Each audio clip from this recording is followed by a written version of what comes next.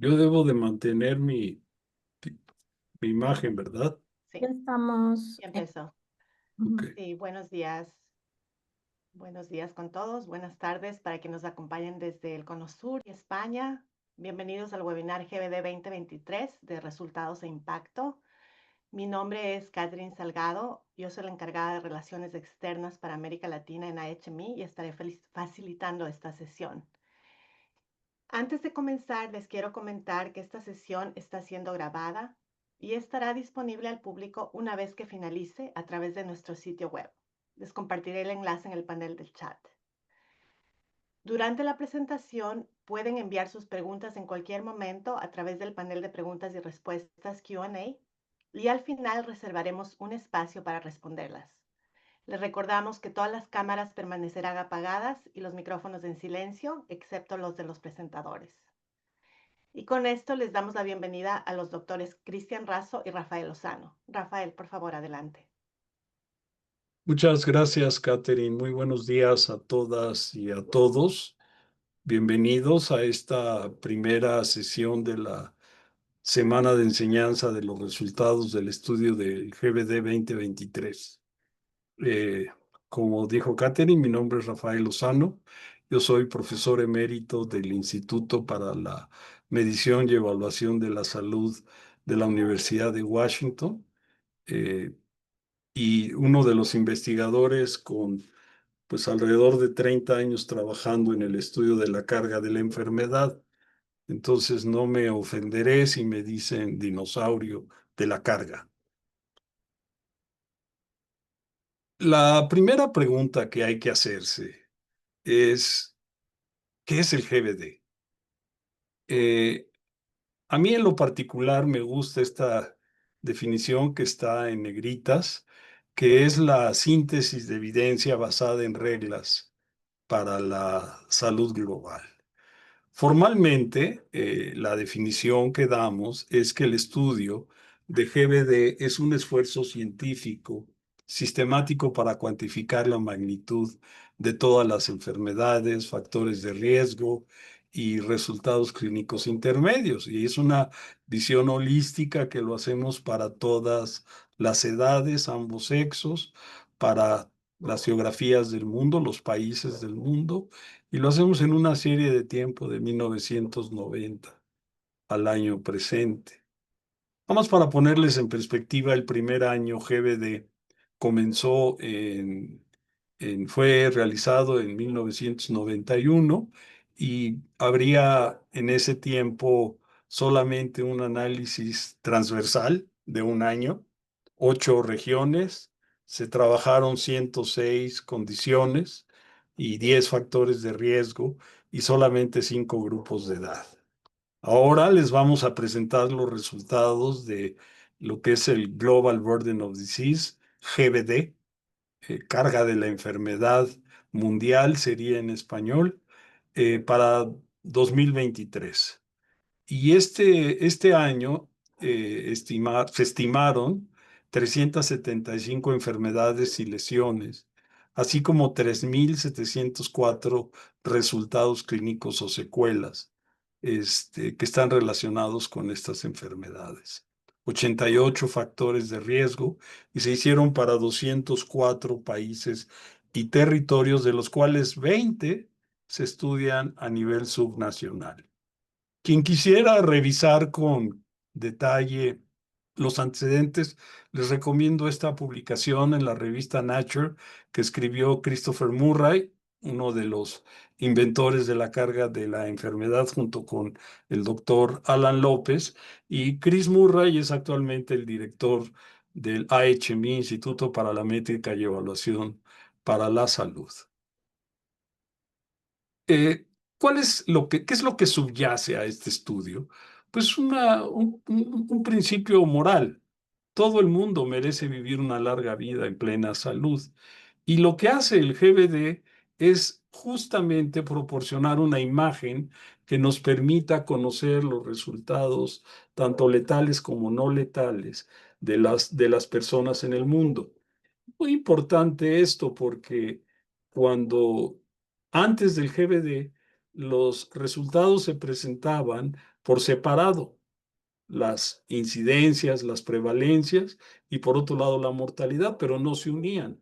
Y GBD lo puede unir porque cambia la unidad de medida y eso es parte de lo que vamos a presentar. Si queremos definir en una palabra el GBD, esa palabra sería colaboración. La palabra colaboración ha ido inundando el trabajo permanente de GBD y actualmente en el estudio 2023, pues de acuerdo a la contabilidad del grupo que lleva a cabo esta función dentro de la HMI, pues hay más de 17,000 colaboradores en 167 países y territorios. Ustedes pueden ver, de acuerdo a los colores, la densidad de ellos y bueno, esta convocatoria se hizo para colaboradores, aunque es una plática muy básica, los colaboradores, algunos de ellos son coautores de los trabajos, pues los que no lo son, les invito a que se unan a esta red del GBD. Ahí cuando entren al geldata.org podrán ver la forma de afiliarse como colaborador. Este año se incorporarán 3 países más a los 20 de las estimaciones a nivel subnacional. Ustedes pueden ver que en el continente americano pues tenemos 3 países actualmente, Estados Unidos, México y Brasil, y sumaremos a Colombia. Y por otro lado, vemos que también se van a sumar Saudi Arabia y Francia en los nuevos países con el nivel subnacional, pero ustedes pueden ver que los países más poblados están siendo analizados. Está China, la India, Rusia, Nigeria, Estados Unidos, Brasil. Eh, una cuestión importante es que en esta presentación yo voy a trabajar mucho los datos y en la presentación de datos pues yo los invito a que visiten el sitio donde está esta visualización que se llama GBD Compare. Esta visualización la va a presentar la doctora Cris Razo más tarde, cómo navegar en ella. Lo interesante es que está en 10 idiomas, pueden verlo en inglés, en español, y si quieren aprender polaco, ruso, pues también ahí está puesto en esos idiomas. Eh, si les interesa el detalle, como a muchos, pues les recomiendo esta segunda fuente o liga que tiene que ver con el Global Health Data o en el acrónimo GXDX, en donde ustedes aquí se pueden dar cuenta de los detalles de toda la información que se usa en el GBD. Los productos que tiene el GBD 2023, bueno, lo más orgulloso es que tenemos 3 publicaciones finales en Lancet. En inglés le llaman capstones, que son las publicaciones fundamentales que hace la institución. Tenemos también esta semana de aprendizaje, de enseñanza, todas las visualizaciones. Ustedes pueden bajar los datos actualizados, una serie de productos multimedia. No hay sistema de medición en el mundo que se precie de ser un buen sistema de medición si no tiene principios. Los principios son como que las reglas, son las decisiones que se toman, pero que se mantienen al momento de estar haciendo las cuentas y los cálculos. El GBD tiene algunos principios que voy a manejar con ustedes en esta mañana. El primero es realizar la mejor estimación posible. Y para eso se hace una estimación de la cantidad de interés para cada país, para cada grupo de edad, para cada enfermedad, para cada secuela, para cada factor de riesgo. Eso es el principio de estar haciendo mejores estimaciones, pero incluso cuando no hay datos o cuando los datos son inconsistentes, hay forma de producir una estimación, sobre todo si utilizamos técnicas bayesianas, que son las que regularmente ayudan a establecer estas proyecciones. Se incluye la incertidumbre. En GBD hay que tomar decisiones. Y una de las decisiones es, bueno, si tú no tienes datos, sobre esta base puedes tomar prestado de quien sí lo tiene. Hay enfermedades que tienen muchos datos, como las cardiovasculares, y hay enfermedades que prácticamente no tienen datos, por ejemplo, la oncocercosis. Pero siempre es mejor, en nuestra opinión, hacer estimaciones a la ausencia de datos, porque sin datos se ha equiparado históricamente como un hecho de problema, ¿no? De que no hay problema porque no hay datos y eso está sesgado. En los organismos internacionales, algunos sí le han dado entrada a la estimación y otros, pues no. Nosotros somos de los pocos que somos la única fuente de estimación de todos los problemas. El segundo principio eh, eh, es la evaluación integral de las enfermedades y lesiones. En la toma de decisiones de alto nivel hay que obtener una visión global de los problemas de salud que existen en cada una de las regiones o en el mundo. Es importante que nosotros no dupliquemos, contabilicemos de manera mutuamente excluyente y colectivamente exhaustiva. Eso sería algo como lo que trae los criterios en la clasificación internacional de enfermedades. Nuestro interés es comparar, como les decía, y además es traer enfermedades que regularmente no se ven, que porque no se cuantifican, no son visibles. En 1990, por ejemplo, en el GBD, uno de los resultados que más impactó a la comunidad internacional fue la presencia de las enfermedades mentales. No se hacía esa estimación y se coló dentro de las 10 principales causas de carga de la enfermedad. Una situación similar sucede con los trastornos musculoesqueléticos. ¿Por qué son importantes? Porque son no letales. En realidad, la mayoría de las prioridades se establecían con causas de muerte. Y entonces, bueno, pues este tipo de medición integrando discapacidad con muerte prematura, nos permite entender mucho más fácilmente la transición epidemiológica. El tercer principio tiene que ver con la comparabilidad. Una de las cosas, así como les decía, que colaboración distingue a GBD, pues también comparabilidad, porque uno de los elementos es hacer mediciones comparables a lo largo del tiempo y entre poblaciones. Entonces, seguimos estándares. Por ejemplo, seguimos a la CIE con sus diferentes cambios, la CIE desde la CIE 8, la octava revisión, la novena revisión, la décima y próximamente la undécima. Y en ese sentido, bueno, vamos clasificando todas las enfermedades en términos de algo que las hace comparables, ¿no? Nos interesa mantener esta comparabilidad a lo largo del tiempo. También tenemos técnicas estadísticas denominada crosswalking, que está diseñado para lograr que las comparaciones sean significativas a lo largo del tiempo, ¿no? Yo les presento tres tipos de comparaciones que se hacen en GBD. Una comparación BS es contra sí mismo en el tiempo, o sea, una tendencia, cómo está Perú en el tiempo, cómo está Nigeria en el tiempo para determinada causa, determinado grupo de edad. Una comparación con pares, es decir, cómo se ve la distribución geográfica cuando comparamos a los países. Y un tercer tipo de comparaciones según las capacidades de cada uno de los sujetos informados.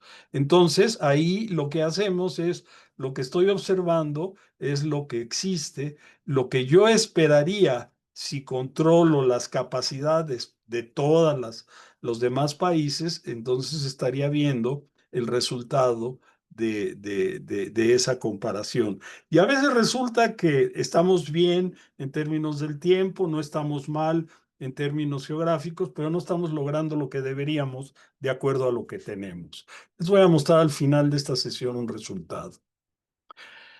El último principio que les voy a presentar tiene que ver con el uso de medidas de resumen. Las medidas de resumen en realidad es la gran aportación de la carga de la enfermedad. Las medidas tradicionales es que me digas cuántos casos nuevos hay, la incidencia, cuántos casos nuevos y acumulados hay, la prevalencia, cuáles son las lesiones, eh, perdón, cuáles son las defunciones y después calculas la tasa de mortalidad. Lo que hace con las medidas de resumen en la carga de la enfermedad es que me calcula los años de vida perdidos debido a la muerte prematura.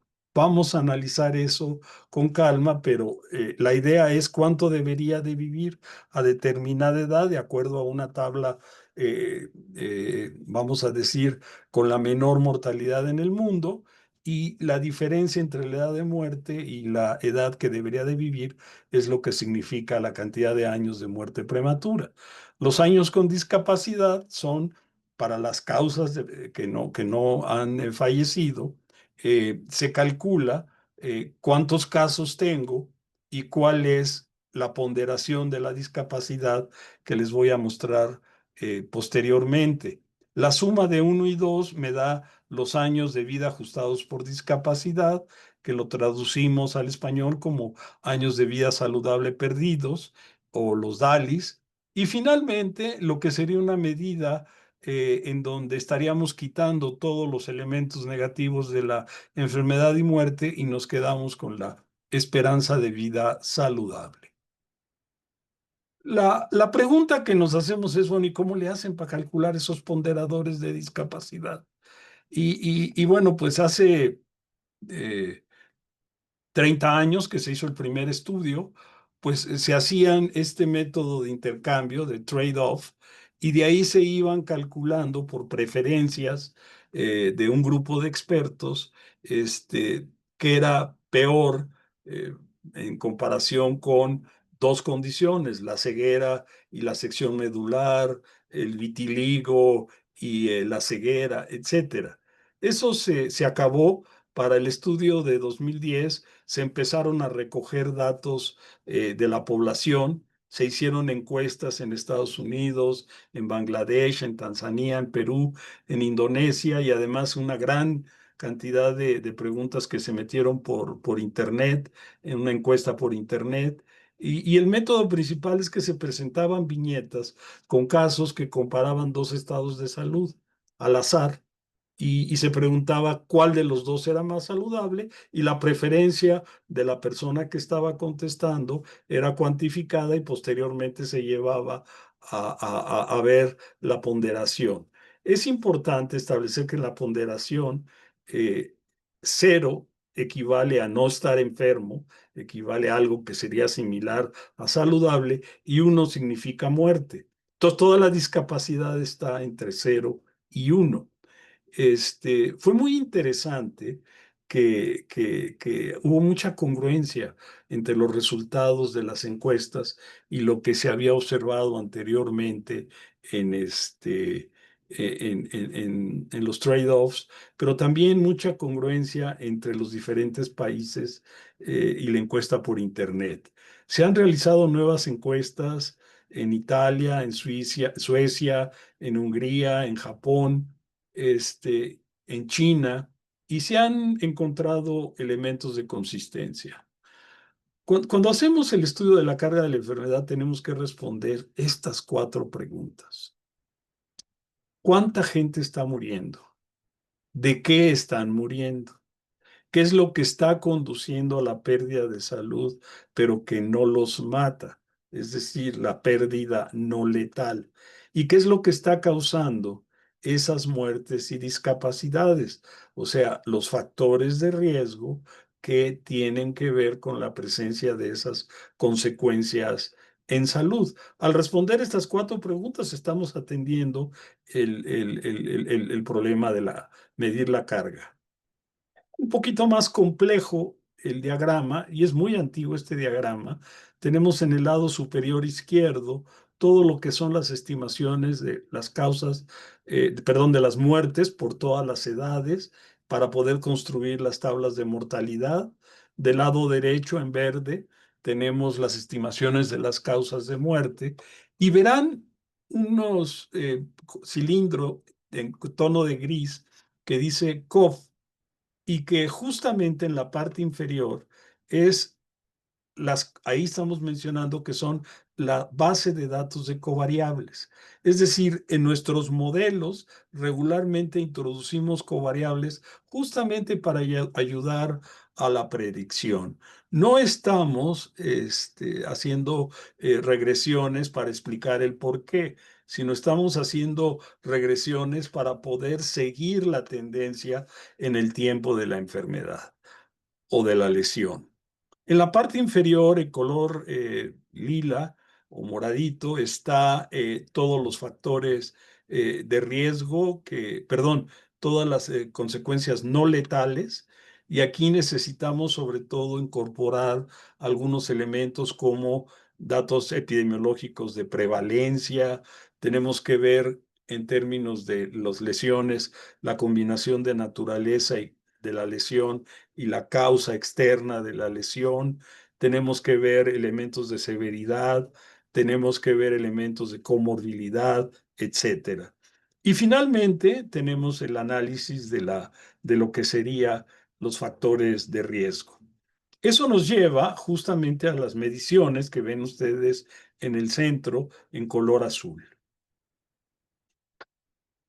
La carga de la enfermedad ordena en una lista jerárquica todas las enfermedades y lesiones que estudia. Entonces, estos diferentes niveles de agregación son muy importantes considerarlos. El nivel uno nos habla de tres grandes agrupaciones. Todas las enfermedades transmisibles, maternas, neonatales y de la nutrición. Ahí estaría, como quien dice, el rezago. Eh, Después está el grupo de las enfermedades no transmisibles y finalmente el grupo de las lesiones. En un nivel de desagregación menor, nivel 2, tenemos 22 grupos. Y entonces ahí separamos lo que serían los grupos anteriores. Por ejemplo, de las no transmisibles separamos los tumores, las enfermedades cardiovasculares, de las primeras transmisibles maternas y neonatales, pues las vamos separando, ¿sí? En el caso de las lesiones, separamos en intencionales y no intencionales, y en las intencionales agrupamos el suicidio y el homicidio. El nivel 3 tiene 177 enfermedades, es mucho más detallada. Una de las cosas importantes que quiero recalcar es que cuando queremos responder a la pregunta, ¿cuáles son las principales causas de la carga de la enfermedad, las principales causas de muerte, etcétera? El mejor nivel para compararlo es el nivel 3. Las 177 me suman el 100% y además para cada una hay una intervención en salud que puede ser comparada de manera específica. No es lo mismo decir todos los tumores tienen el 10, el 20% de la carga, a separar los diferentes tipos de tumores para los cuales hay intervenciones, porque no hay una intervención para todos los tumores o para las enfermedades cardiovasculares en su conjunto.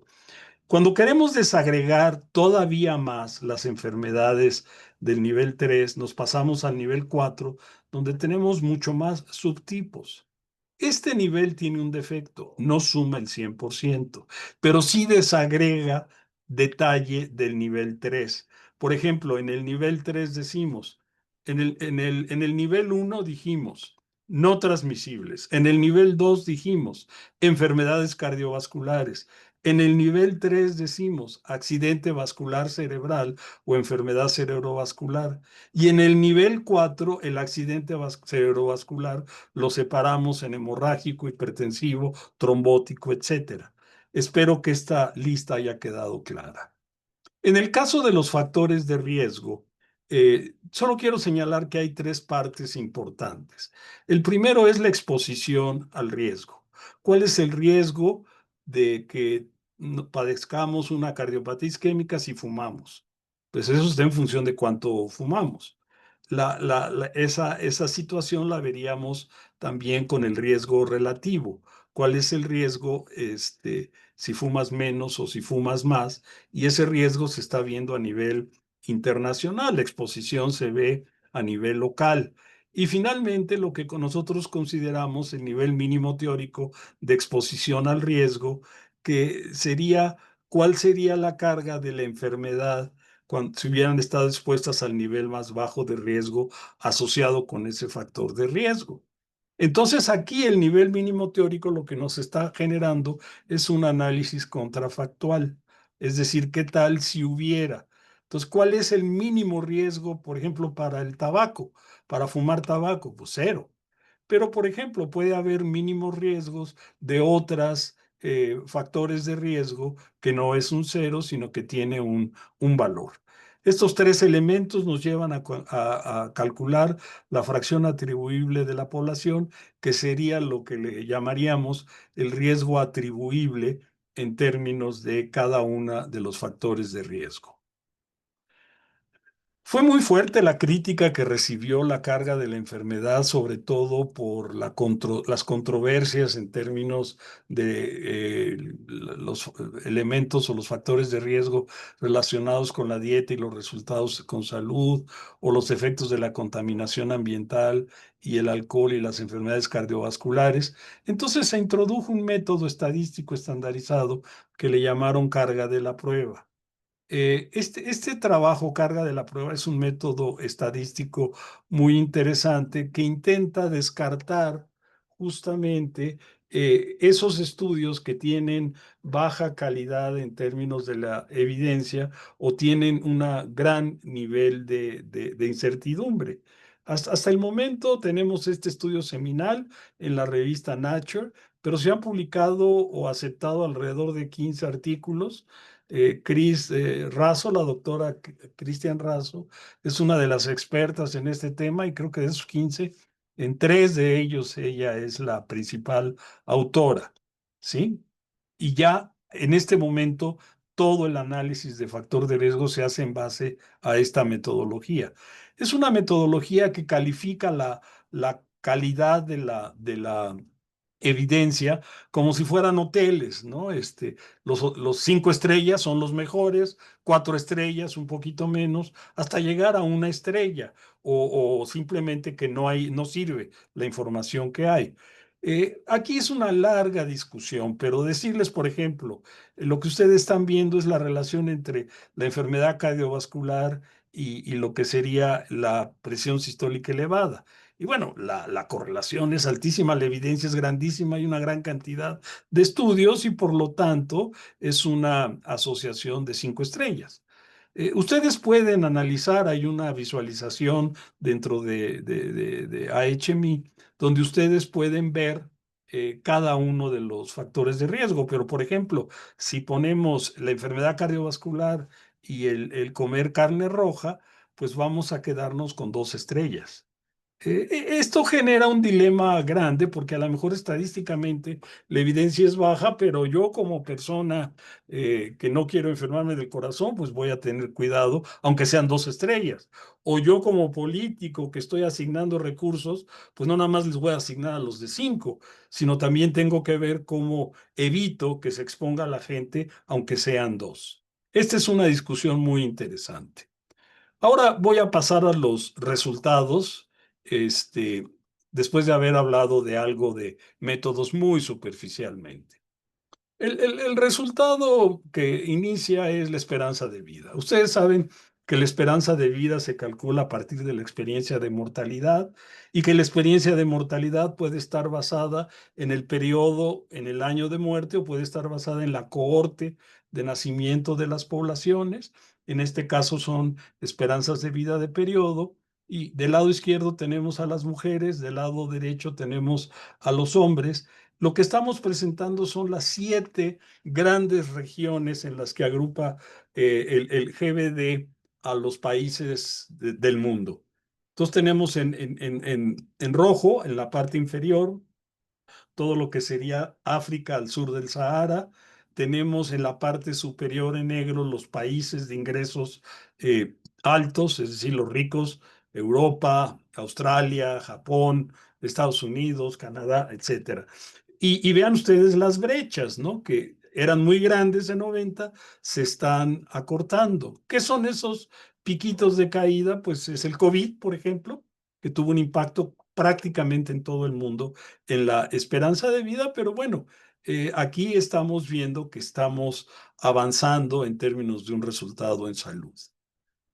Esta gráfica, que me tardaría mucho en el detalle de explicarla, lo que está mostrando es la descomposición de las causas que afectan la mejora o el empeoramiento de la esperanza de vida.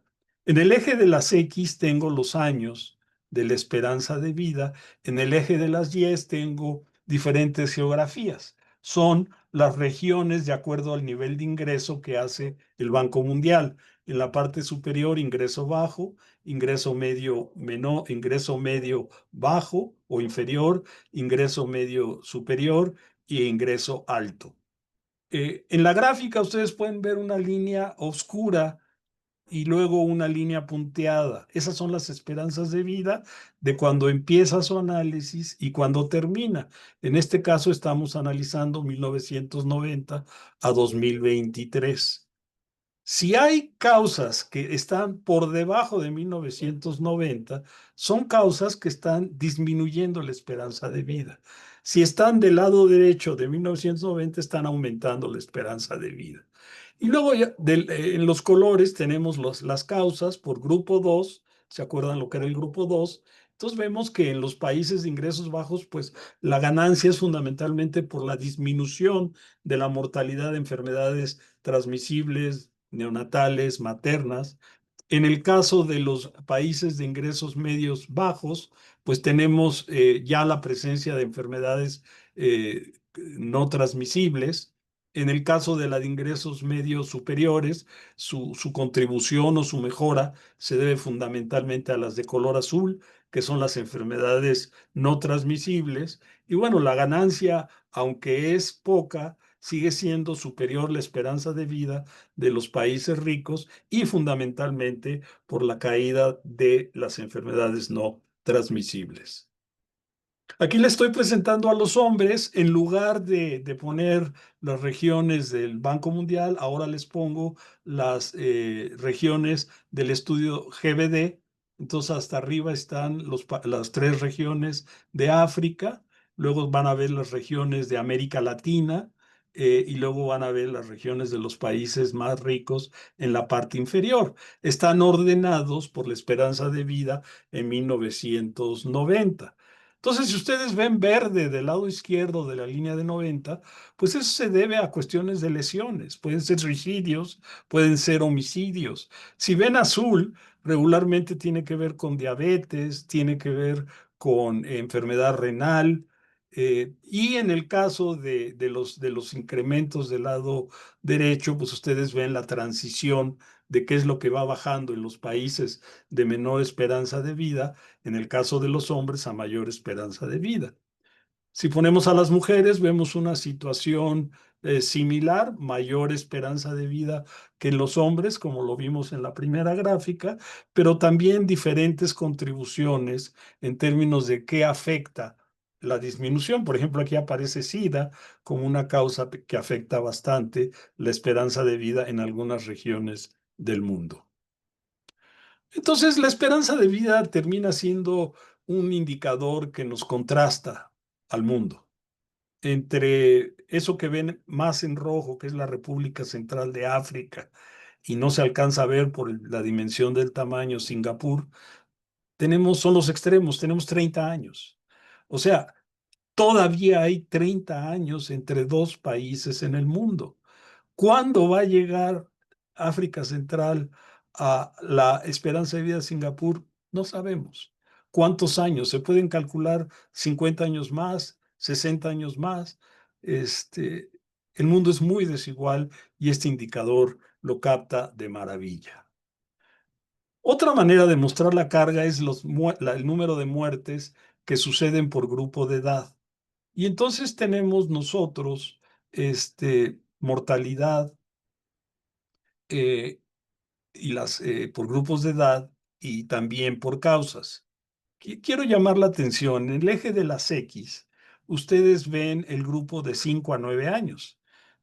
Y a partir del 5 a 9 años, del lado derecho, vamos viendo que va ascendiendo la agrupación por edades por grupos quinquenales hasta llegar a 95 y más.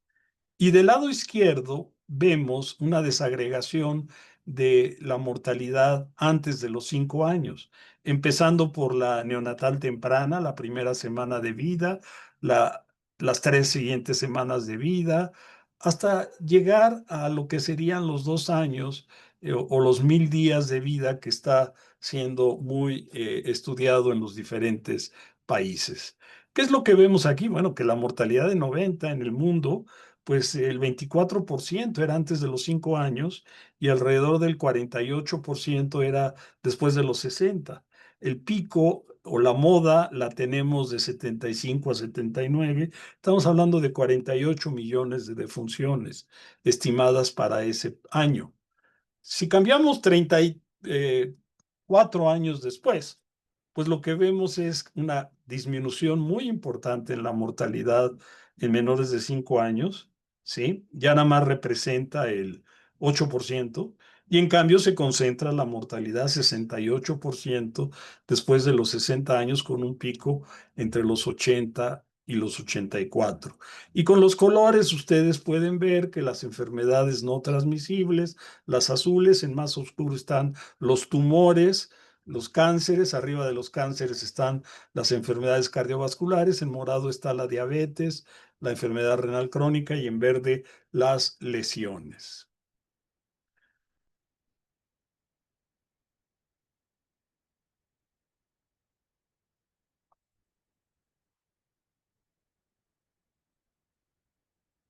Muertes por causas y edades a nivel mundial. Eh,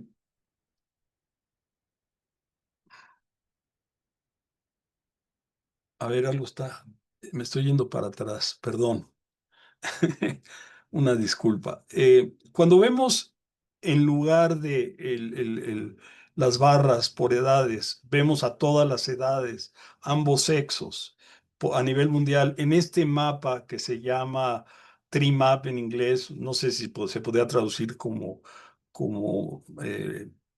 mapa de árbol, pero no, no es como un pie, pero encuadrado. Y aquí podemos ver otra forma de pensar la carga. La mayor contribución era de enfermedades no transmisibles. Bueno, la mayor contribución es de enfermedades transmisibles, ¿sí? Grandes contribuciones de neonatal, de IRB, que es infecciones respiratorias bajas, de diarrea. Y por el otro lado, en las azules, tenemos a la cardiopatía isquémica y a la enfermedad vascular cerebral.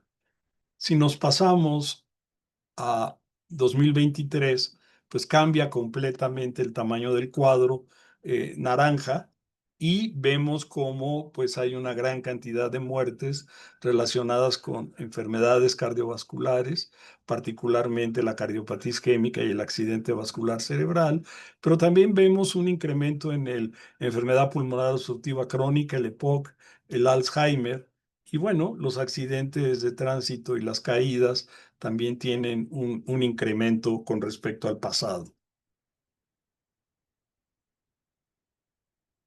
La evolución de los DALIs en el mundo por 3 grandes grupos de causas nos pueden representar la transición epidemiológica. Y aquí la vemos de manera muy nítida, como en 90, el 42%, menos de la mitad, era enfermedades no transmisibles, perdón, enfermedades no transmisibles, y el 47% enfermedades transmisibles. Esta relación cambia 20 años después, 55% para las no transmisibles y un tercio para las transmisibles, y sigue creciendo las no transmisibles. Si ustedes ven, las lesiones se mantienen constante. La forma de entender esta transición con los DALIs o con los AVISA se nos simplifica. Entonces ahora vamos a ver justamente, en lugar de las muertes, los DALIs. Y fíjense ustedes cómo cambia. ¿Por qué? Porque los DALIs o los AVISA están incorporando la muerte prematura Entonces le dan más importancia a las muertes en jóvenes, en niños, y por otro lado están incorporando la discapacidad. Y entonces aparecen enfermedades como la depresión, como la ansiedad, como las enfermedades musculoesqueléticas, no sé si las alcancen a ver, que ya están presentes dentro de la carga. En 1990 era muy importante todavía las enfermedades transmisibles de la nutrición y de la reproducción. 33 años después, ¿qué es lo que sucede? Disminuye el papel de las enfermedades transmisibles y aumenta el papel de las enfermedades no transmisibles, colocándose la cardiopatía isquémica, la enfermedad vascular cerebral, la diabetes, el Alzheimer, en los puntos más importantes, pero con la presencia, por ejemplo, de lumbalgia, de enfermedades como la osteoartritis, los problemas de ansiedad y depresión ahí colocados y también algunas patologías malignas como el cáncer de pulmón.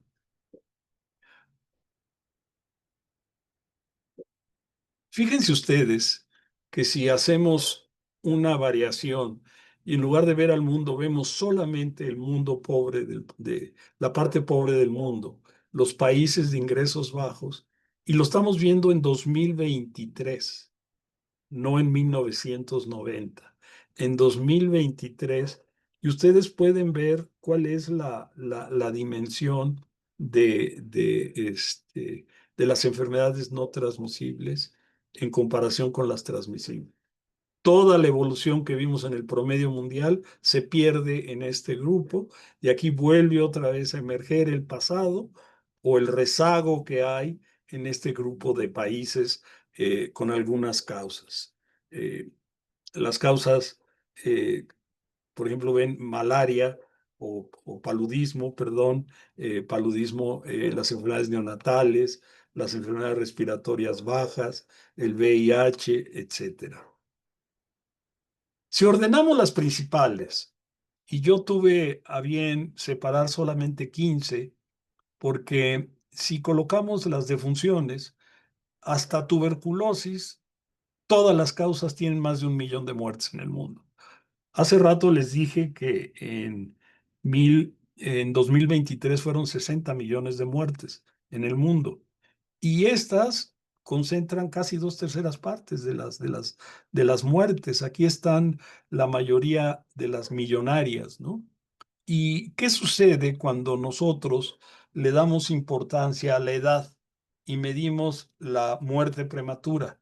Pues que algunas se mantienen, la cardiopatía isquémica está en primer lugar en defunciones, muerte prematura y avisa, pero otras, como los desórdenes del periodo neonatal que estaban en octavo, suben al segundo lugar, las enfermedades diarreicas, ¿cómo se llama? Suben al 10.º lugar en DALIS, y empiezan a disminuir algunas que estaban como el cáncer de pulmón en sexto lugar, que sucede en poblaciones de mayor edad, empiezan a disminuir en la medida que vamos a muerte prematura.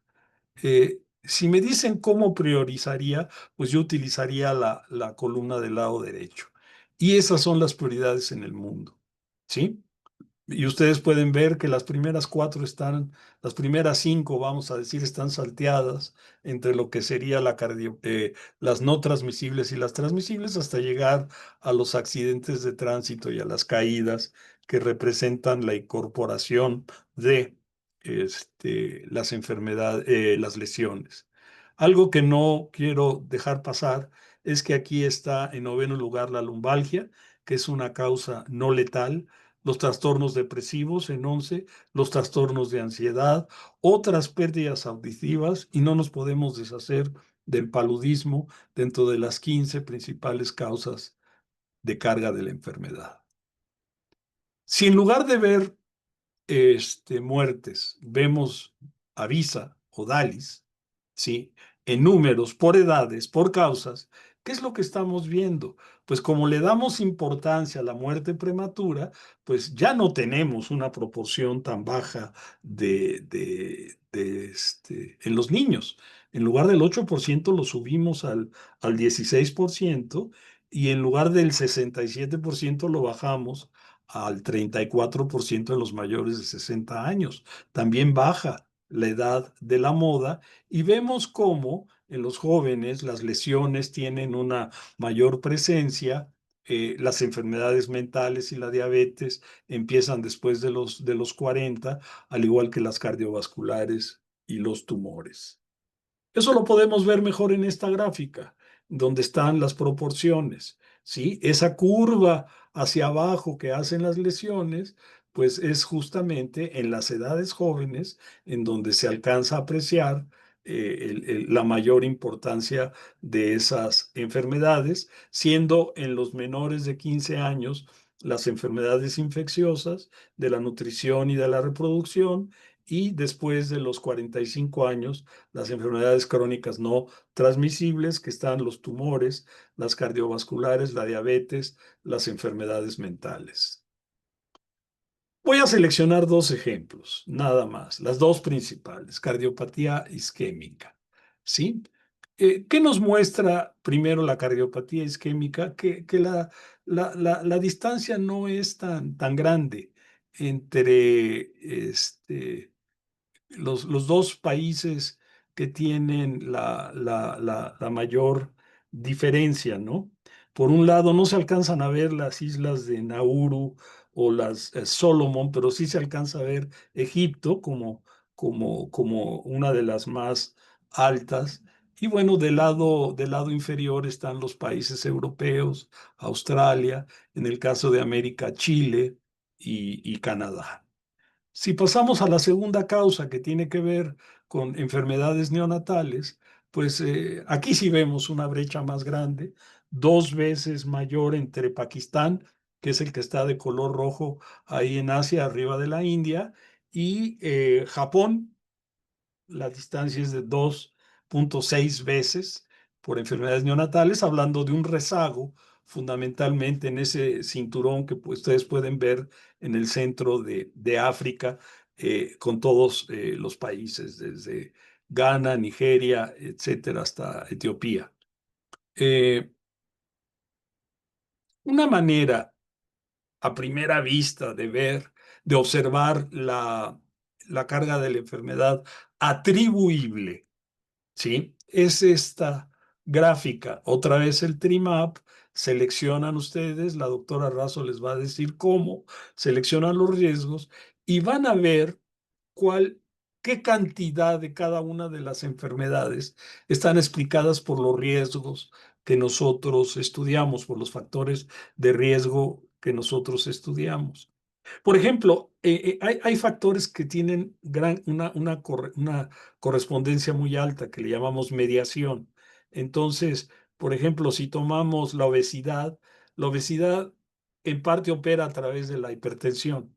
Entonces, no alcanzamos a ver las diferencias aquí, sino vemos toda la carga atribuible. A mí me parece una forma muy buena de verlo y estamos explicando el 100% de la diabetes, de la enfermedad renal crónica, una proporción muy alta de la enfermedad cerebrovascular, de la cardiopatía isquémica y pues muy baja en términos de cuestiones de accidentes de tránsito, violencia y suicidio, por poner algunos ejemplos. Otra manera de ver los factores de riesgo es listándolos en esta gráfica. Los factores de riesgo, como las enfermedades, también las podemos agrupar en tres grandes grupos, que son los conductuales, los metabólicos y los ambientales. Y después los podemos desagregar en un nivel 2, que es el que ustedes ven en esta gráfica, hasta llegar a un nivel 4. Cuando los ponemos en un nivel 2 juntamos, por ejemplo, todas las causas de relacionados con la dieta. Son alrededor de 15 causas que alto en carne roja, que bajo en granos, alto en sal, bajo en vegetales, etcétera. Entonces, agregadas todas las causas, bueno, la desnutrición es el primer factor de riesgo en el mundo y explica 10% de la carga. Y fundamentalmente esas son las causas con las cuales está asociado. En segundo lugar está la presión arterial sistólica, que ya es una enfermedad más bien, un factor de riesgo metabólico. Posteriormente está una ambiental, que es la contaminación. Todas las formas de tabaco están en cuarto lugar con este, eh, más o menos un 6% y 7%, perdón. Y si nosotros queremos desagregar aún más, pues pasamos al nivel 3 con letra muy pequeña. Eh, en esta desagregación, mucho más detallado, el 8% de la carga es el que toma el primer lugar con la presión arterial elevada. Un poquito por debajo de ese está las partículas ambientales, ¿sí? En tercer lugar, otro problema metabólico que es glucosa en ayuno elevada. Posteriormente estaría fumar tabaco, ya no son todas las exposiciones a tabaco, y vuelve a entrar otro problema conductual que es el bajo peso. Entonces, ustedes pueden identificar dónde están ubicados los de dieta, que ya están aquí separados, dónde están el asunto del lavado de manos, el saneamiento inseguro, el agua no potable, etcétera, etcétera. Si nos vamos a los países de ingresos bajos, pues la mayoría están asociados con causas transmisibles y son factores de riesgo como el bajo peso al nacer, como la contaminación doméstica del aire, como procesos de gestación corta, de bajo peso al nacer, emanciación, agua insegura. O sea, cambia completamente el panorama y es muy informativo en términos de las causas. Voy a pasar a describir ahora algunos trazadores que le podemos llamar. Voy a utilizar los grupos de ingresos que genera el Banco Mundial, nuevamente ingresos bajos, ingresos medios altos, ingresos medios bajos e ingresos bajos. Y altos, perdón, ya no sé cuál dije. Entonces, por ejemplo, regularmente medimos la probabilidad de morir en menores de 5 años y le llamamos la mortalidad de la infancia. Aquí les vamos a presentar la mortalidad en la adolescencia, es decir, en menores de 20 años, de 0 a 20 años. Y ustedes pueden ver que el progreso, pues es muy parecido en casi todas, va disminuyendo, disminuye menos en los ricos, disminuye importante en los pobres, pero donde más disminuye es en los países de ingresos medios superiores, lo que están en morado. Y del lado derecho vemos que muchos países que le llaman del Sahel, del Subsaharan África, en la parte pegada al Magreb, en la parte norte, este, pues tienen probabilidades superiores de morir al 10%, es decir, eh, 1 de cada 10 adolescentes no llega a ser adulto. Es otra manera de ver la probabilidad de morir en estos países. Uno de los determinantes más importantes demográficos es la fecundidad y sabemos que la fecundidad en el mundo va bajando. Esta es la tasa global de fecundidad, es decir, cuántos hijos tiene una mujer en edad fértil en promedio. Entonces, tenemos valores muy bajos que tienen menos de un hijo en promedio las mujeres en edad fértil y valores que llegan prácticamente a 8 hijos por cada mujer en edad fértil. Los que están por debajo de 2,1, que representaría la tasa de reemplazo, son los que están teniendo baja fecundidad.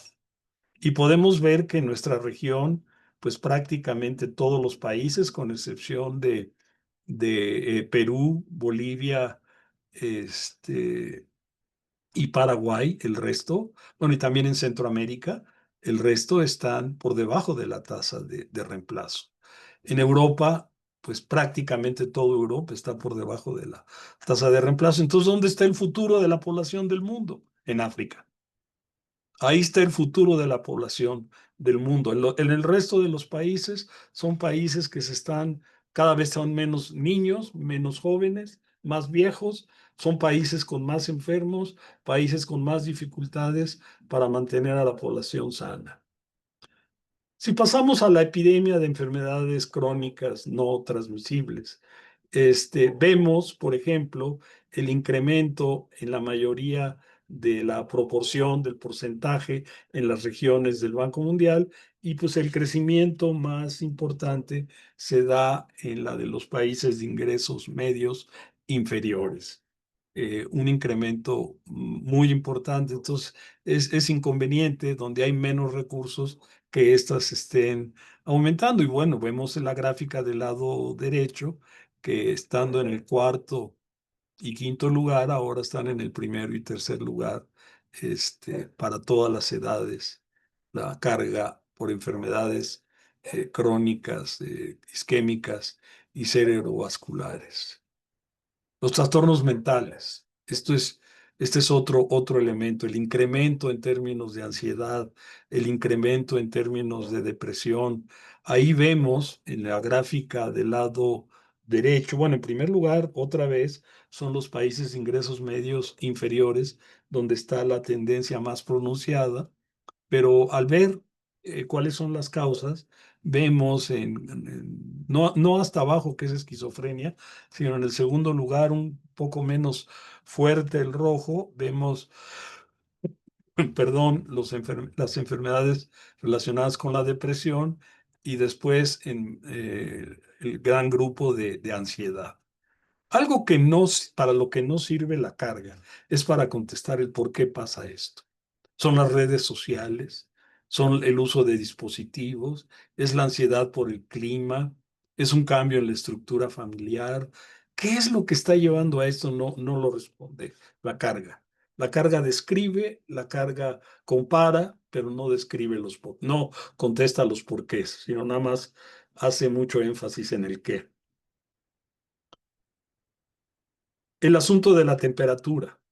Todavía sigue habiendo más muertes en el mundo por bajas temperaturas. Sin embargo, por altas temperaturas se va aumentando.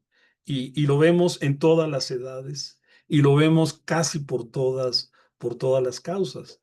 En 2023 se estimaron por altas temperaturas alrededor de 550,000 muertes en el mundo, con una mayor presencia en grupos después de los 60 años, pero no por eso menor en los grupos de jóvenes y en los menores. En el único tema que no hay buenas noticias en el mundo es en sobrepeso y obesidad. Lo que hace la carga de la enfermedad es calcular el valor en el cual se empieza a medir lo mínimo de afectación, el TMR, eh, es lo que sería el índice de masa corporal elevado. Y, y nuevamente, cuando vemos el índice de masa corporal elevado, pues vemos un importante crecimiento en todas las áreas, incluyendo los países pobres, aunque dominan en los países ricos. Pero si vemos el mapa, carambas, más del 10% de la carga está relacionada con obesidad en países como México, como Egipto, como Saudi Arabia, en donde está verdaderamente impresionante el problema de la carga de la enfermedad asociada a sobrepeso y obesidad. Uno de los hallazgos del GBD 2023 tiene que ver con la presencia del plomo como un factor de riesgo dentro de los más importantes. Y aquí se está midiendo el plomo porque relacionado con enfermedades cardiovasculares y relacionado con enfermedades de los huesos. Nos hace falta incorporar el efecto que tiene el plomo en el nivel cognitivo de los niños, en donde seguramente va a ascender el lugar en el que se encuentra ahora. Pero este es otro de los resultados importantes a destacar en el estudio de la carga de la enfermedad de 2023. Otro hallazgo a destacar es que se encontraron 14 causas asociadas a violencia sexual contra los niños. Se priorizaba el asunto de aquellas relacionadas en color verde con las lesiones, pero aparecen problemas de salud mental que se empiezan a ver en el futuro. Aquí tenemos niños, adultos que padecieron violencia sexual cuando eran niños, con una gran afectación de problemas mentales a esa edad. La carga de la enfermedad no nada más mide los daños a la salud o la esperanza de vida saludable, sino también podemos medir el desempeño de los sistemas de salud utilizando la carga de la enfermedad. Para los que están familiarizados con la carga de la enfermedad, hay un índice de calidad y acceso a la atención médica. En inglés le llaman HAQ, eh, Health Quality and Access Index. Y este índice lo que está midiendo es la capacidad que tienen los países para controlar, de acuerdo a su acceso y calidad de la atención, la carga de la enfermedad. Entonces, los países que pueden controlar entre el 90 y 100 son los que tienen mejor desempeño, y los países que no pueden controlar arriba de 20 son los que tienen el peor desempeño.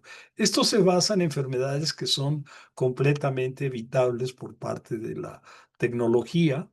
La tecnología actual es un trabajo del siglo pasado desarrollado por Martin McGee y Helen Nolt, y que actualmente está en revisión, pero que nos da una perspectiva muy interesante de cómo se están desempeñando los sistemas de salud en el mundo.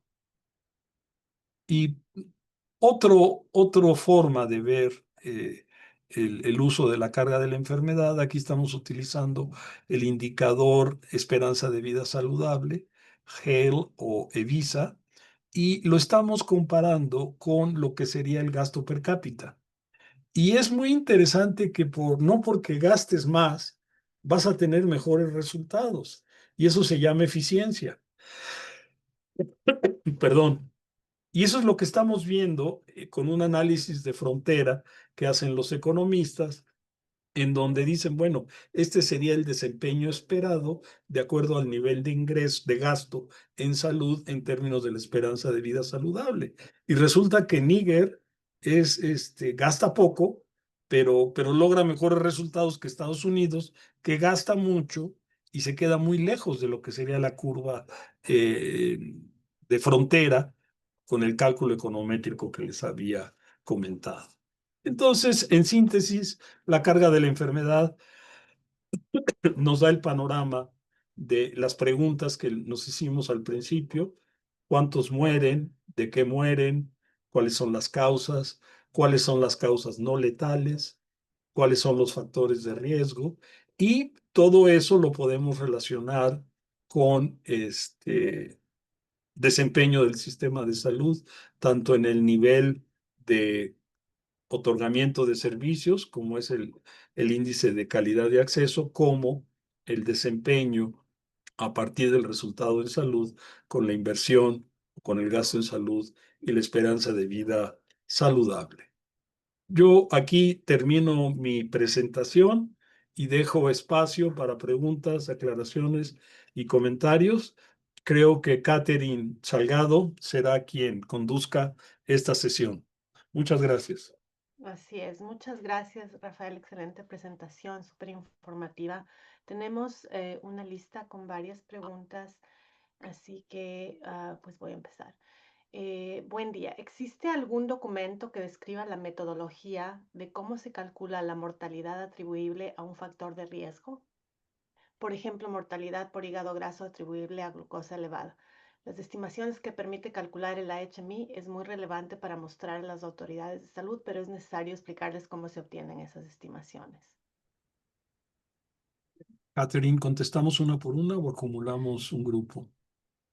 Creo que la pregunta en sí es si existe algún documento que describa la metodología Sí, sí que se calcula la existe. Sí mortalidad. existe documentos. Les comento que las publicaciones que llamamos Capstone, que aparecen en Lancet, traen, y les recomiendo que las busquen muy bien, trae apéndices o anexos metodológicos. Y en esos apéndices o anexos metodológicos se explica con detalle los procedimientos que se siguen para cada una de las estimaciones. Eh, la pregunta sobre hígado graso y consumo de glucosa es un poco más refinada, pero era en general la atribución al hígado graso, que es no alcohólico y que ahora se le llama enfermedad metabólica del hígado, cambió el nombre. este, Se calcula primero en términos de todas las otras causas que pueden desencadenar cirrosis o tumores, y posteriormente se van viendo cuál es cada una de las relaciones con los factores de riesgo a los cuales están expuestos la población. Yo les diría que consulten los apéndices para tener estas aclaraciones, y por otro lado pueden buscar a los expertos, las expertas que hacen este tipo de cálculos en AHMI. Gracias, Catherine. Así es. Gracias, Rafael. La siguiente pregunta. Buen día. ¿Cómo ha abordado el estudio GBD la carga por violencia, teniendo en cuenta los acontecimientos de guerra y genocidios en el curso en el mundo? Son dos causas separadas. Nosotros hacemos una análisis sobre lo que son homicidios, lesiones, violencia intencional contra terceros, violencia intencional contra sí mismo, que es el suicidio, y todos los acontecimientos que son generados por guerras o donde hay violencia por parte de instituciones como la policía o el ejército en las poblaciones. Entonces, no las unimos, sino las separamos en su análisis y así se reportan. Muy bien. La siguiente pregunta. ¿De qué manera el estudio de la carga global de enfermedad contribuye a la comprensión, monitoreo y reducción de las enfermedades crónicas no transmisibles en el marco de los Objetivos de Desarrollo Sostenible para el 2030? Es muy buena pregunta, porque en realidad los objetivos de desarrollo sostenible tienen un indicador específico que en lo personal no me gusta, pero eso es lo que acordaron los países, no me preguntaron. Ese indicador lo que mide es la probabilidad de morir entre los 30 y los 70 años por las cuatro principales enfermedades crónicas que se colocaron en ese momento: las cardiovasculares, los tumores, la diabetes y la enfermedad pulmonar obstructiva crónica. Entonces, dejaron fuera la enfermedad renal, dejaron fuera todas las no letales, etcétera. Como el indicador es probabilidad de muerte, pues no cuentan las otras. Eh, Sí se puede medir. Hay, de hecho, aplicaciones en la página del GBD donde se ve el alcance por país, por región, de cada una de las metas. Ahora, también hay otros indicadores que tienen que ver con exposiciones, y quizás esos ayudarían a entender la relación, determinación de las enfermedades crónicas no transmisibles. Pero todo eso está presente en el estudio de la carga a nivel descriptivo y en particular para ese indicador. Ok. Eh, Tenemos una pregunta sobre qué papel juegan las fuentes locales de datos y cómo pueden los países contribuir al GBD. Esa es muy buena pregunta. Gracias por hacerla. Eh, en realidad tratamos de meter todas las fuentes de datos disponibles. Eh, y cuando digo todas, estamos hablando de miles de fuentes de datos.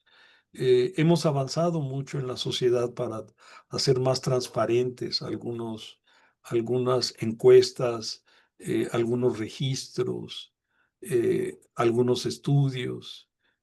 ¿Cómo pueden los países contribuir? Pues justamente los colaboradores, las colaboradoras que conocen los datos de su país, en el proceso de colaboración existe justamente la recomendación de incorporar esas bases de datos, esas fuentes de información. No porque lo recomienden se van a incluir.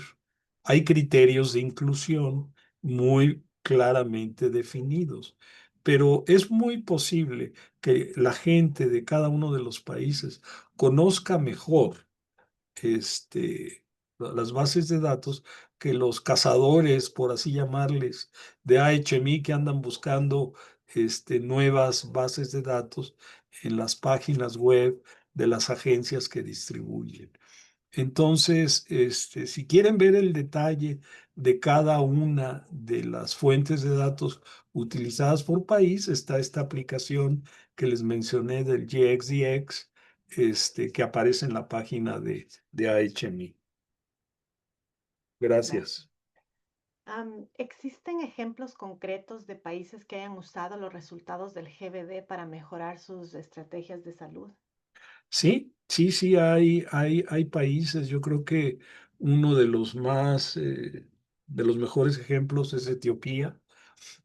Etiopía, la India lo está haciendo de manera muy importante, Pakistán, México en un momento lo usó, Chile lo sigue usando, Costa Rica lo utilizó como una medida de desempeño del sistema de salud, este, Polonia también lo usa, Italia, hasta cierto punto el Reino Unido. eh, y no sé, Kenia también fue capaz de incorporar en sus políticas el GBD. Entonces, sí, sí hay experiencias. Ahora, a veces tiene mucho que ver con las autoridades que en ese momento están, que son pro GBD, pero también hay cambios de autoridades. Ya ven que a veces la duración de una autoridad en salud es muy corta y entonces hay muchos cambios y eso trae en consecuencia que algo que era importante desaparezca y aparezca otro nuevo interés. Esto que yo les estoy mencionando son ejemplos, pero el grupo donde trabaja Catherine Salgado justamente se encarga de documentar todo esto.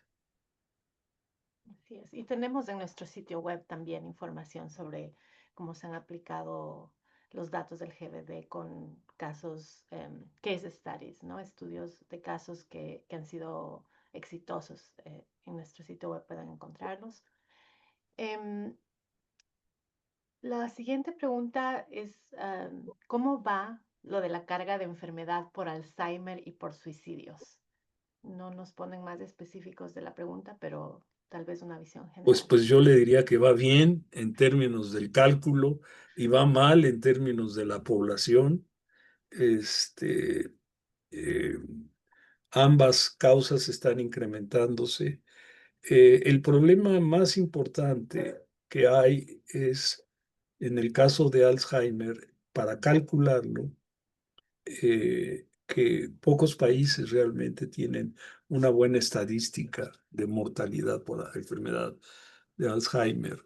Entonces, lo que hace la HMI es que hace una ah, análisis para buscar la consistencia interna entre las estimaciones de prevalencia, que eso aparentemente son más precisas en los países, levantamientos de encuestas que se hacen en hogares para ver cuál es la prevalencia de la enfermedad y a partir de esa prevalencia se calcula la mortalidad dada una letalidad conocida.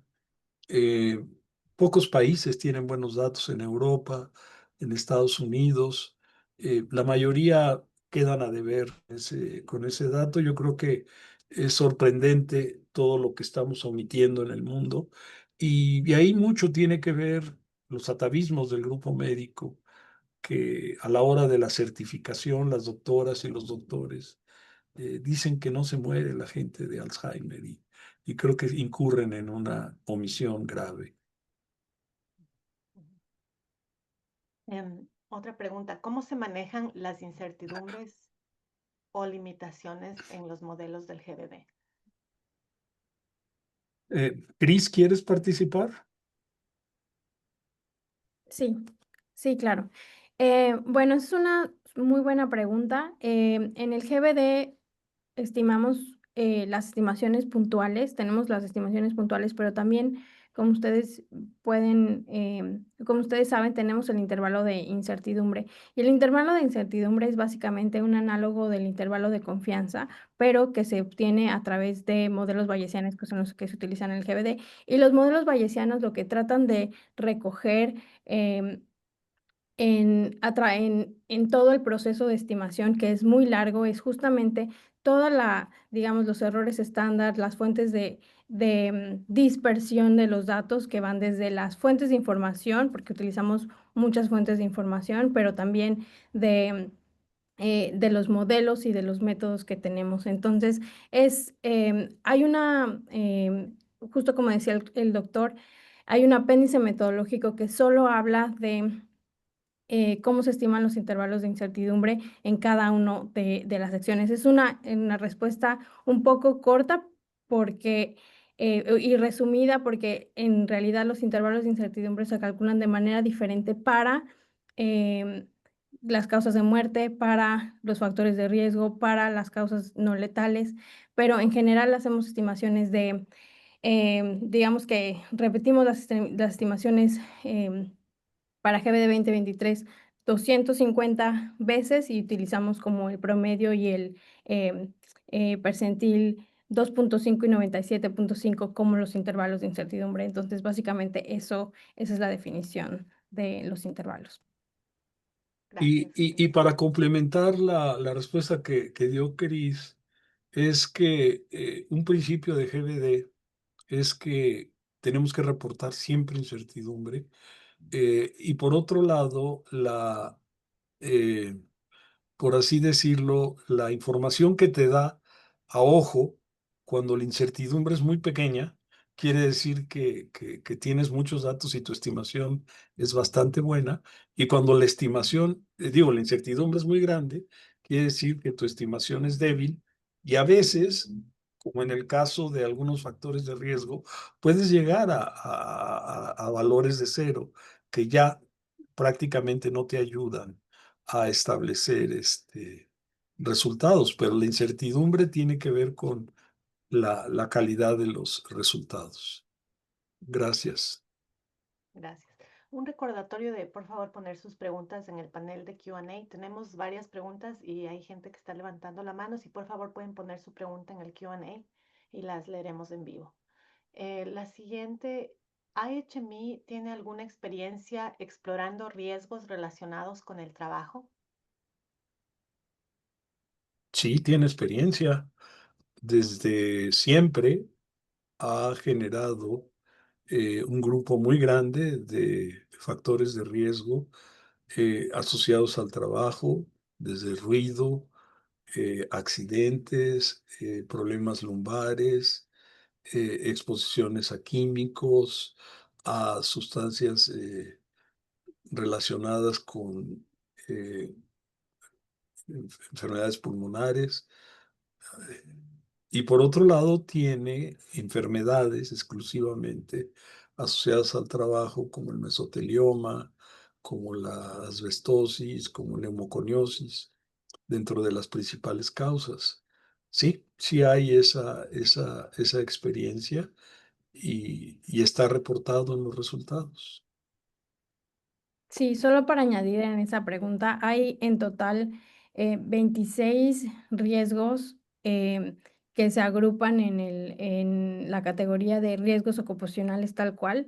Algunos de ellos ya los mencionó el doctor Lozano, y esos riesgos ocupacionales son parte de la categoría de los riesgos que llamamos ambientales. Entonces, si los buscan ustedes en GBD Compero en línea, pueden ver riesgos ambientales y después pasarse a los riesgos ocupacionales. Gracias. Em, la siguiente, el modelo biomédico se dedica en gran parte a describir la ocurrencia de eventos de salud, ello sin cuestionar las causas de las causas. La epidemiología debe también cuestionar el status quo del poder. Sería interesante también cuestionar la dinámica de poder entre el centro y periferia del mundo. Es un comentario, pero no sé si tienen algo. que decir al respecto. Bueno, yo concuerdo con el comentario y reforzar que una de las limitaciones de la carga es que justamente la manera como incorpora eh, determinantes o factores o covariables tiene que ver con la disponibilidad de datos y tiene que ver con la calidad de los mismos. Entonces, teníamos 10 factores de riesgo, tenemos 88, pero seguimos debiendo. Yo creo que estamos explicando menos del 60% de la variación de la carga en el mundo. Y mucho tiene que ver con las causas de las causas, como por ahí lo decían. Y pues sí, ustedes vieron que no hay aparentemente en la distribución geográfica un predominio eh, muy grande, aunque sí hay predominio, del, del, del norte global en comparación con el sur global. Gracias. ¿Cómo ha contribuido el GBD para mejorar los sistemas de información en salud de aquellos países con altas deficiencias en este sentido? Es muy buena pregunta, además a mí me toca en lo que más me gusta, porque cuando nosotros hacemos estimaciones, tratamos de ayudar a los tomadores de decisiones, pero en realidad el efecto más importante es que mejore la calidad de los datos que se están recogiendo. Este, Estamos en un mundo muy contradictorio y todo lo que habíamos avanzado en recoger datos en las encuestas demográficas de salud, pues con las decisiones políticas que se toman, pues vamos a empezar a perder esa información. Esa información de alguna manera nos proporcionaba grandes elementos para estimaciones relacionadas con salud reproductiva. Eh, Hay ejemplos muy claros y yo les diría que a veces se aprovechan más los países de ingresos medios altos para mejorar sus sistemas de registro que los países de ingresos bajos. Y la razón es, pues, el recurso. Es decir, la información no es religiosa. Si Dios quiere, vamos a tener información. No, hay que invertir mucho dinero, hay que trabajar muchísimo. Y en ese sentido, pues yo les podría decir que en Brasil ha habido un gran desarrollo, una gran influencia del GBD para mejorar sus sistemas de registro. En México también en su momento lo hubo. Italia ha tenido repercusión. Estamos hablando de países con más recursos. Yo creo que el caso paradigmático es Etiopía, en donde se ha invertido mucho más en recolección de información de calidad, la India y Pakistán. Yo trabajaría con esos, bueno, y Kenia también han tenido impacto en la mejora, pero los que mejor conozco son los de la región y el más importante y el de más respeto es Brasil. Gracias. ¿Pueden comentar algo sobre el uso del índice sociodemográfico? Cris, ¿quieres? Sí, bueno, el índice sociodemográfico es la estimamos, es un indicador que nos permite comparar el nivel de desarrollo de determinados países en función de 3 diferentes indicadores. Uno es la tasa de fecundidad, el ingreso per cápita, y el otro es el nivel de educación en la población de 15 años y más. Entonces, esa es una medida que resume básicamente eh, el nivel de desarrollo de los países y nos sirve para comparar la carga de la enfermedad en países con el mismo nivel de desarrollo o con diferente nivel de desarrollo. Y también lo utilizamos este índice para tratar de comparar a los mismos países comparar la carga observada en un determinado país, la carga real, digamos, con lo que se esperaría si su nivel de desarrollo fuera, similar a otros países. Gracias, Cris. ¿Algo más, Rafael? El índice de desarrollo lo trabajamos de manera estratificada en grandes grupos o de manera continua, lo cual es de una riqueza brutal, porque además se calcula con el paso del tiempo y entonces traemos seguimientos muy especializados en términos de lo que nosotros resumimos como desarrollo. No quisimos usar el índice de desarrollo humano porque desafortunadamente incluye esperanza de vida y entonces ahí entraríamos en una circularidad que no nos interesó. Pero el procedimiento es el mismo, es una media aritmética de estos tres indicadores y se ha calibrado en muchas maneras y es muy sensible a nivel predictivo este indicador, muy recomendable. Gracias. Otra pregunta. ¿Cuál es el proceso para actualizar los datos cuando un país dispone de nueva información epidemiológica? Cris.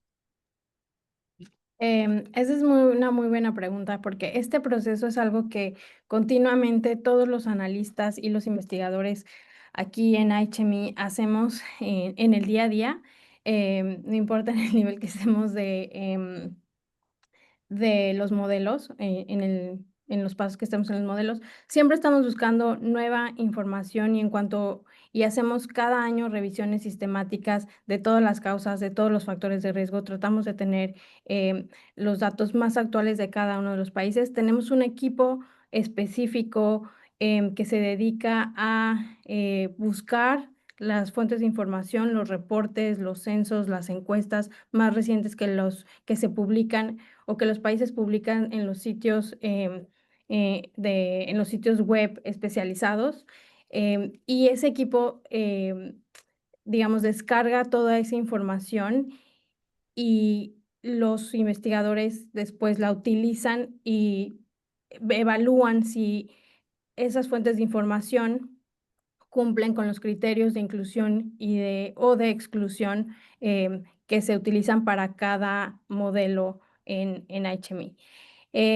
Y hay algunas fuentes de información que históricamente se han utilizado, como las encuestas, por ejemplo, pero en algunos países, algunos años de algunas encuestas, en algunos lugares, no, digamos, tienen problemas metodológicos o cambiaron cómo se midió el indicador. Entonces, ahí es donde entra el equipo de expertos de los modelistas, donde determinan si una fuente de información se tiene que, digamos, marcar como un outlier o y excluir del modelo o no. Entonces, ese es básicamente el procedimiento que nosotros tenemos, pero es un procedimiento que hacemos diario y es continuo, hacemos muchas iteraciones al año, y hay algunos otros casos donde los investigadores y los colaboradores más cercanos nos informan. Ya tenemos la estimación más reciente de, por ejemplo, ahora que estamos trabajando con Colombia, ya tenemos las estimaciones más recientes de la encuesta en educación, entonces ellos directamente nos proporcionan los datos. Entonces hay diferentes mecanismos a través de los cuales nosotros identificamos las fuentes de información, y los principales son esos dos. Nosotros los buscamos con revisiones sistemáticas y los colaboradores expertos en el tema también nos hacen llegar sus estimaciones más recientes. Muchas gracias, Cris. Tenemos aún más preguntas, las vamos a tener que responder por interno porque estamos ya a punto de terminar esta sesión, así que quiero darles muchas gracias a todas y a todos por su asistencia y les vamos a pedir que por favor llenen la encuesta que acabo de poner en el chat para nosotros poder mejorar la calidad y el tipo de presentaciones que tenemos. Así que muchas gracias de nuevo, gracias doctor Lozano y doctora Razo y ojalá nos puedan acompañar en la próxima sesión. Hasta luego.